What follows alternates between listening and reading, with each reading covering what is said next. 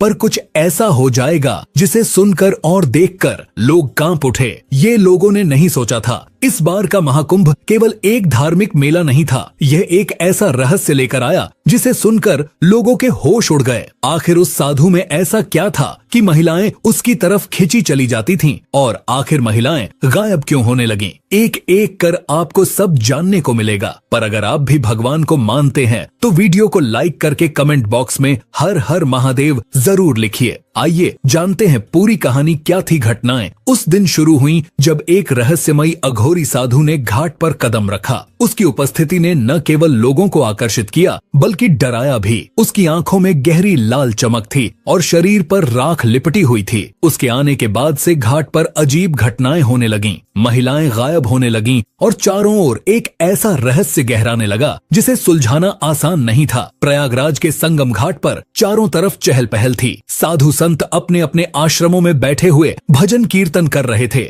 जगह जगह धूप, अगरबत्ती और मंत्रोच्चार की आवाजें माहौल को पवित्र बना रही थीं। एक शाम जब सूरज धीरे धीरे गंगा के जल में डूब रहा था, तभी घाट पर हलचल मच गई। लोगों की नजरें एक ही दिशा में थीं। वहां एक अघोरी साधु धीरे धीरे घाट की ओर बढ़ रहा था। उसकी लंबी जटाएं उसकी कमर तक लटक रही थीं और गले में नरमुंडों की माला थी। उसकी आंखें इतनी भयानक थीं कि लोग उसकी ओर सीधे देखने की हिम्मत नहीं कर पा रहे थे। उसने घाट के एक कोने में बैठकर साधना शुरू कर दी। उसकी उपस्थिति से ऐसा लग रहा था मानो समय थम गया हो। गंगा की लहरें भी शांत हो गई थीं। वहां उपस्थित लोगों को ऐसा महसूस हो रहा था जैसे किसी अदृश्य शक्ति ने उन्हें जकड़ लिया हो। उस दिन तो इतने पर ही सब रुक गया, पर अगले ही दिन एक अजीब घटना घटी। गांव की एक महिला गीता, जो घाट पर पूजा करने आई थी, रात भर घर नहीं लौटी। गीता उस दिन बहुत प्रसन्न लग रही थी। उसने सुबह से ही महाकुंभ के घाट पर जाने की तैयारी शुरू कर दी थी। उसने अपनी सबसे सुंदर साड़ी पहनी और अपनी सहेलियों के साथ घाट की ओर निकल पड़ी। दिन भर गंगा में स्नान करने और पूजा अर्चना के बाद उसने अपनी सहेलियों से कहा, मैं थोड़ी देर अकेले घूमना चाहती हूँ, तुम लोग घर लौट जाओ। सहेलियों ने उसे समझाया कि अंधेरा होने से पहले लौट आना, लेकिन गीता ने उनकी बात को अनसुना कर दिया। शाम ढलने लगी और गीता घाट के किनारे बैठे उस अघोरी साधु की ओर आकर्षित हो गई। वह न चाहते हुए भी उसके पास खींचती चली गई। उसके पास पहुंचकर उसने देखा कि साधु अपनी गहरी लाल आंखों से उसे घूर रहा है। वह कुछ बोल नहीं पाया। उसकी आंखें मानो किसी सम्मोहन का जाल बिछा रही थीं। मुझे तुम्हारे अंदर एक विशेष ऊर्जा दिखती है, साधु ने गहरे स्वर में कहा। गीता चुपचाप खड़ी रही। उसके कदम जड़ हो गए। तभी साधु ने अपना त्रिशूल उठाया और उसके चारों ओर एक घेरा खींच दिया। अचानक गीता की चीखों से घाट का सन्नाटा टूट गया। वहां मौजूद कुछ लोगों ने देखा,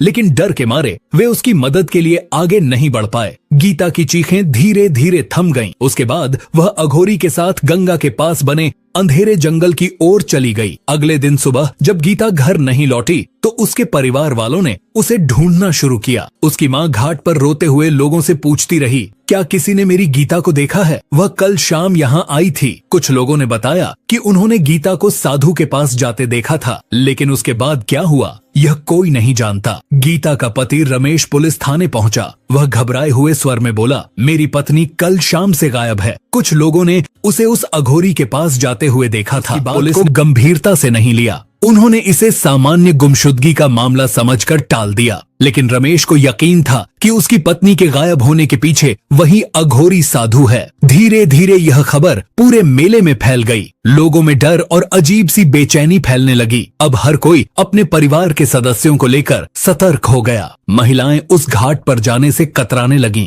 अघोरी साधु, जो अब भी घाट के कोने में शांति से बैठा था, इन सब घटनाओं से बेखबर दिख रहा था, लेकिन उसकी शांति और रहस्यमय मुस्कान ने लोगों को और अधिक भयभीत कर दिया। घाट पर अब हर कोई उसे संदेह भरी नजरों से देख रहा था। गीता के गायब होने की यह घटना महज एक शुरुआत थी, लेकिन यह आने वाले भयानक रहस्यों का संकेत थी, जो धीरे धीरे पूरी तरह उजागर होने वाले थे। महाकुंभ में महिलाओं के गायब होने की खबर पुलिस प्रशासन तक पहुंची। मामले की गंभीरता को देखते हुए जिले के सबसे तेज तर्रार इंस्पेक्टर वीरेंद्र राणा को वहां भेजा गया। वीरेंद्र एक ईमानदार और बहादुर अफसर था, जो अंधविश्वास पर विश्वास नहीं करता था। वीरेंद्र ने मेले में पहुंचकर घाट का मुआयना किया। उसने साधु के बारे में सुना और सीधा उसके पास गया। आप कौन हैं और यहाँ क्या कर रहे हैं? वीरेंद्र ने सख्ती से पूछा। साधु ने अपनी लाल आंखें खोलीं और धीरे से कहा, मैं वही हूँ जो इस संसार को चलाता है। तुम मुझे समझ नहीं पाओगे, मुझसे दूर रहो। वीरेंद्र ने उसे धमकी दी, अगर तुम यहाँ से नहीं गए तो मैं तुम्हें गिरफ्तार कर लूंगा। साधु ने उसकी ओर देखा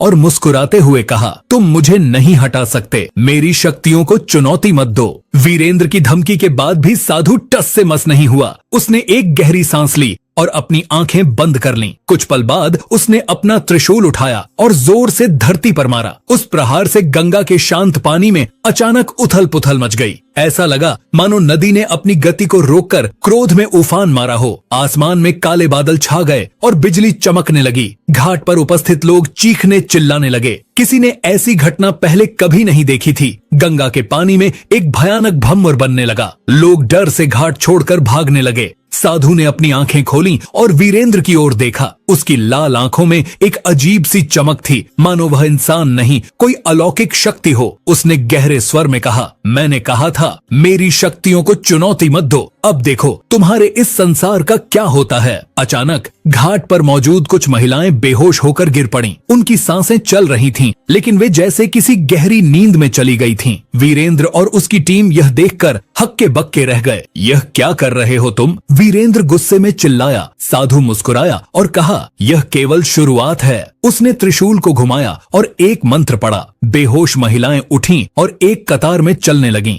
वे सभी गंगा की ओर बढ़ रही थीं, मानो किसी अदृश्य शक्ति के नियंत्रण में हों। वीरेंद्र ने अपने सिपाहियों को आदेश दिया, उन महिलाओं को रोको। सिपाही दौड़कर महिलाओं के पास गए, लेकिन जैसे ही उन्होंने उन्हें रोकने की कोशिश की, एक अदृश्य दीवार ने उन्हें पीछे फेंक दिया। वीरेंद्र ने खुद आगे बढ़ने की कोशिश की, लेकिन वह भी उस दीवार से टकराकर पीछे गिर पड़। साधु ने एक भयानक हंसी के साथ कहा, इस संसार के नियम मेरे हाथ में हैं। तुम केवल एक नश्वर हो, मुझे रोकने की हिम्मत मत करो। घाट पर उपस्थित लोगों ने यह सब देखा और डर के मारे भागने लगे। गंगा का पानी अब लाल रंग में बदलने लगा था। वीरेंद्र राणा अब साधु की शक्तियों और उसके उद्देश्य को समझने के लिए दृढ़ थे। उन्होंने गंगा तट के आसपास छानबीन शुरू की और घाट पर मौजूद बुजुर्गों और ज्ञानी साधुओं से उस रहस्यमयी अघोरी के बारे में पूछताछ की। एक वृद्ध संत जो वर्षों से गंगा के किनारे तपस्या कर रहे थे, ने धीरे धीरे कहा, वह साधु कोई सामान्य व्यक्ति नहीं है। उसे अघोर पंथ की प्राचीनतम शिक्षा प्राप्त है। वह महाकाल अग्नि सिद्धि का साधक है, एक ऐसी साधना जो आत्मा और प्रकृति के सबसे अंधकारमय पहलुओं को जागृत कर सकती है। यह साधना उसे धरती और जल दोनों पर शासन करने की शक्ति देती है। गंगा के लाल होने का कारण उसकी यही शक्ति है। वह इस ब्रह्मांड की ऊर्जाओं को अपने वश में करना चाहता है, लेकिन इसके लिए बलिदानों की आवश्यकता होती है। वीरेंद्र ने चिंतित होकर पूछा,